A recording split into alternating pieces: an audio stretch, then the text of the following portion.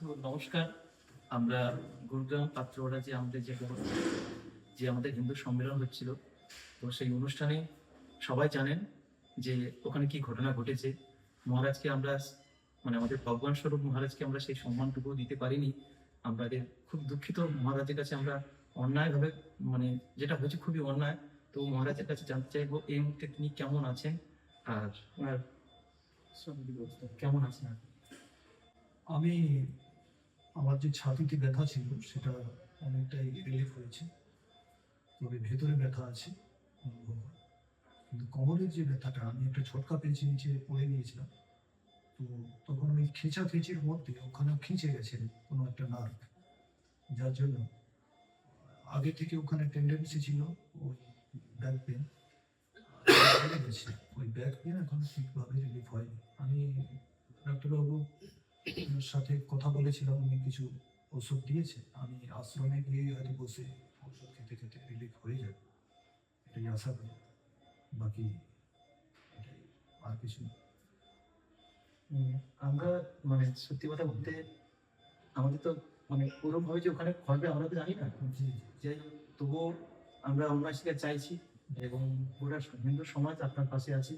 কারণ আমরা ওখানে গিয়েছিলাম হিন্দু সম্মেলনে, একটা রাষ্ট্রীয় সংস্কৃতি 100 বছর পূর্তি উপলক্ষে একটা অনুষ্ঠান করতে। সেখানে সব থেকে বড় যে আমাদের শত্রু হিন্দুর শত্রু হিন্দু হয়ে গেল ওখানে। তো সেটা নিয়ে কি বলবেন? গৌরবজি বলেছিল না, একটা সোনার শিক্ষা যদি করে কয়েন ছুঁড়ে মারো, তো সমস্ত হিন্দু তাদেরকে সেনা লাগাতে হবে না, এরা আপসেই কনভার্ট হয়ে মুসলমান হয়ে যাবে। তো এই দোগলা হিন্দু আমাদের এখানে আছে, যারা সেই তাদের মালাওয়ালাম যাদের বলা হয়, মানে তাদের উরস জাতি। যার ফলে এটা আমাদের ভাবলে হবে না, এই গাদ্দার হিন্দু যে থাকবে, সর্বদা থাকবে। ওদের বিরুদ্ধেও আমাদেরকে কঠোর পদক্ষেপ নিতে হবে। আর সব থেকে ব্যথিত আমি যে আমরা আজ কোথায় আছি, এটা একটা লজ্জার বিষয় না। যারা আক্রমণ করলো তারা ঘুরছে, একজনকে ধরেছে, বাকি 3 জন এখনো ঘুরছে। আর যখন যারা বাঁচাতে গেল তাদের বিরুদ্ধে কেস করে দিল, 11 জনের বিরুদ্ধে কেস। এখন তারা দর দর ঘুরছে, তাদের কষ্ট হচ্ছে। তার মানেটা কি? আমাদের শাসনতন্ত্র কোথায় চলে গেছে? আমার পশ্চিমবাংলার শাসন ব্যবস্থা, ন্যায় ব্যবস্থা কত খারাপ, পুলিশ কত দলদাস হয়ে গেছে। আচ্ছা, এই মুহূর্তে এটা এই এক জায়গায় নয়, সাধু সম্প্রদায়ের অত্যাচার আমরা আগেও দেখেছি। যখন বাংলাদেশ হাই কমিশনের কাছে গিয়েছিল তখন সাধু সম্প্রদায়ের অত্যাচার হয়েছিল, সেটা সরকার থেকেও যাই হোক। কিন্তু আমাদের কাজ এখন হিন্দু একতা নিয়ে কাজ করছি।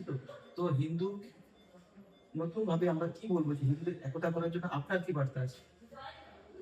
হিন্দুদের ঐক্যবদ্ধ করার জন্য মূল মন্ত্র হচ্ছে তারা তারা তাদের গ্রন্থকে জানো। তাদের মূল গ্রন্থ হচ্ছে বেদ।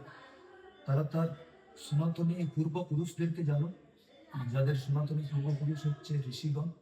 সে শাণ্ডিল্য, কৌশিক, মৌদগল্য, ভরদ্বাজ, এদেরকে জানতে হবে তারা কেমন ছিল।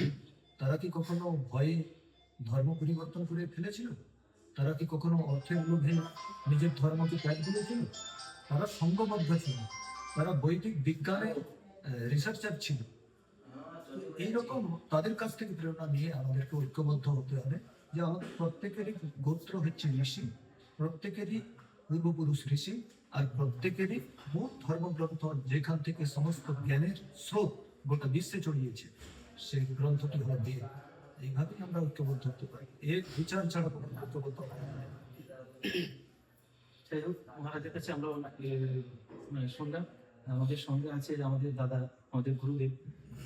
এটা প্রত্যক্ষ ভাবে দাদা আসার পরই মানে প্রত্যক্ষ দাদা দেখেছে। দাদা কিছু বলবে এই ব্যাপারটা নিয়ে। আমাদের কাছে আমরা যারা বিশ্ব হিন্দু পরিষদ কিংবা রাষ্ট্রীয় স্বয়ংসেবক সংঘ, আমাদের কাছে গুরু হচ্ছে গৈরিক ধ্বজ। তাকে আমরা গুরু বলে মনে করি। এবং সাধু সন্তরা, আমাদের পূজ্য সন্ত, আমাদের স্বাভিমান অস্মিতা, তার উপরে হাত পড়েছে। আপনারা হয়তো জানেন যে চৈতন্য মহাপ্রভু ছিলেন। সেই চৈতন্য মহাপ্রভু উপরে যে জগাই মাধাই আক্রমণ করেছিল তারাও কিন্তু হিন্দু ছিল। আর চৈতন্য মহাপ্রভুর উপর যে আক্রমণ হয়েছে তার কারণটা আপনারা জানেন, হরিনাম কৃষ্ণ নাম করার জন্য। আর সেই রকম আমাদের যে সন্ত স্বামী সূর্যানন্দ মহারাজ, যিনি অসুস্থ আজকে, উনি রাম নাম করেছিলেন, জয় শ্রীরাম করেছিলেন। আর সেই জয় শ্রীরাম বলার জন্য আর হ্যাঁ। তাকে আক্রমণ করেছে।